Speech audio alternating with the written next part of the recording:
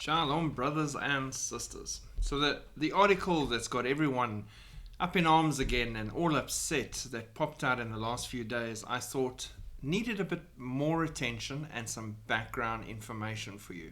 So this is not part of the Israel update, which I'll be doing.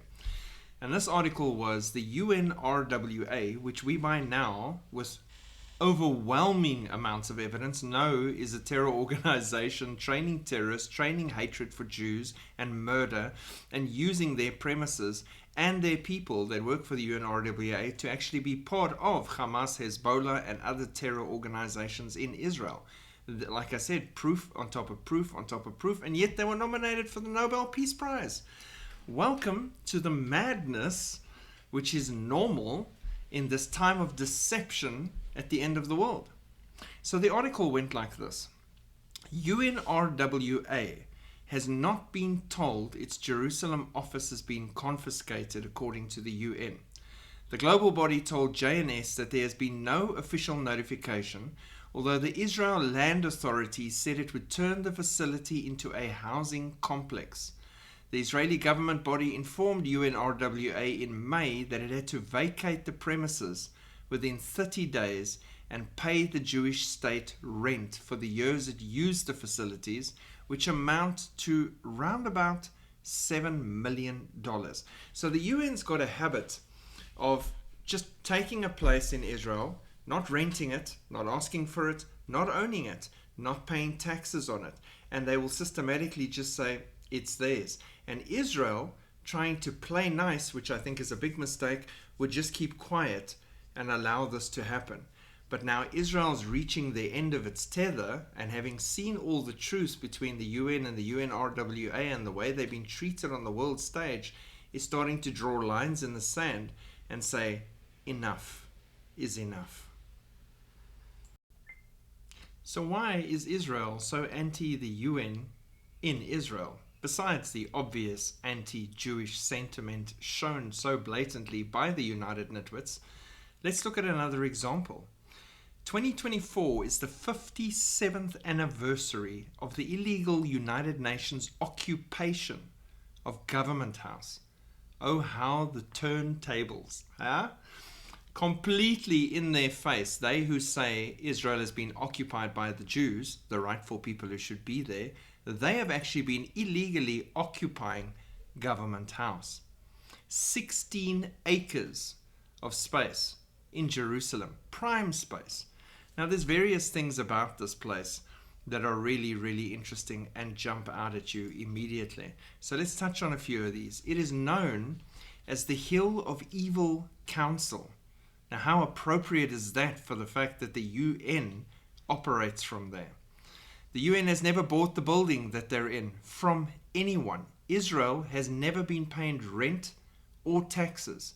And even though they've struggled with this in the past, they have backed off and let it be, and the United Nations has paid them nothing. Is this because the United Nations has no money? No, they're swimming in cash, but they won't pay Israel neither rent nor taxes. They won't apply themselves to the laws of the country they're in.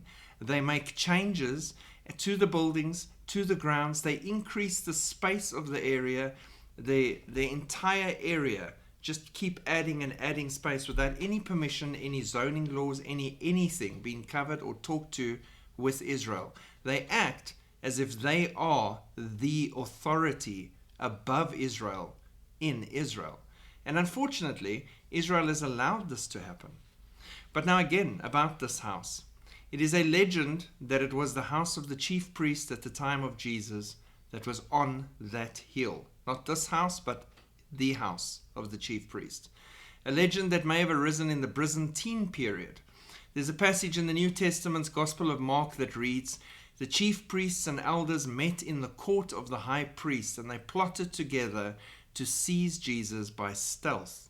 It is thought that at one time there may have been even a monastery or a convent on this location dedicated to the apostle Mark. The Hill of Evil Council is south and east of the old city, located at the southeast corner of the valley of Hinnom, Gehenna in Greek. Isn't that interesting? And is now considered part of the Mount Zion region of Jerusalem. There is strong evidence in the Tanakh, and there is indeed a hill just outside Jerusalem's ancient walls that could have been named for the negativity of the decisions taken there.